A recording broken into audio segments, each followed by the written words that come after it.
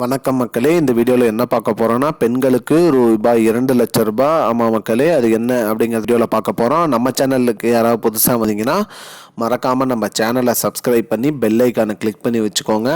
இந்த வீடியோவுக்கு ஒரே ஒரு லைக்கை மட்டும் கொடுத்துருங்க. வாங்க வீடியோக்குள்ளே போகலாம்.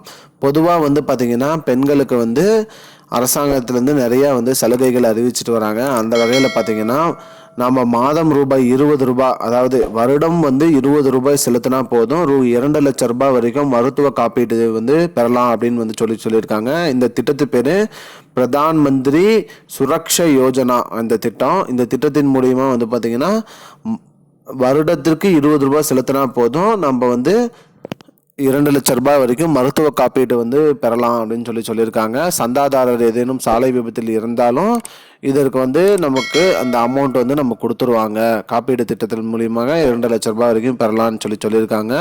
இதற்கு வயது வரம்பு பார்த்தீங்கன்னு வச்சுக்கோங்களேன், 18 வயது முதல் 70 வயது உள்ளவரை அனைவருமே இதற்கு விண்ணப்பிக்கலாம். இதுக்கு எங்கே விண்ணப்பிக்கணும், எப்படி இதில் ஜாயின் பண்ணணும் அப்படின்னு கேட்டிங்கன்னா, அதை அவங்களுடைய அருகில் உள்ள வங்கியில் சென்று இந்த திட்டத்தை பற்றி விசாரித்து நீங்கள் ஜாயின் பண்ணிக்கலாம் அப்படின்னு சொல்லியிருக்காங்க.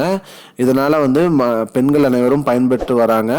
மேலும் 2,00,000 வரைக்கும் மருத்துவ காப்பீடும் கிடைக்குது. காப்பீடு மூலியமா நம்ம நிறையா சலுகைகளும் கிடைக்குது. வருடம் 20 ரூபாய் செலுத்தினா போதும்னு சொல்லியிருக்காங்க மக்களே.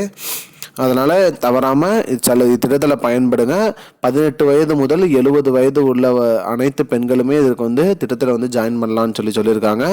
உங்களோட வங்கி கணக்கு, அதாவது பக்கத்தில் இருக்க அனைத்து வங்கி கணக்குலையும் நீங்கள் சென்று இந்த திட்டத்தை விசாரித்து நீங்கள் இதன் மூலிமா நீங்கள் ஜாயின் பண்ணலான்னு சொல்லியிருக்காங்க மக்களே. இதுதான் இப்போதைக்கு முக்கியமான பயனுள்ள தகவல். இது போன்ற பயனுள்ள தகவலை தெரிஞ்சுக்கொள்ள நம்முடைய சேனலை மறக்காமல் சப்ஸ்கிரைப் பண்ணி வச்சுக்கோங்க. நன்றி. I don't understand. Because it's not a joke. முன்ன பின்ன தெரியாத ஒரு பையனுக்காக விடுற அந்த மனசு இருக்க, அதான் கடவுள்.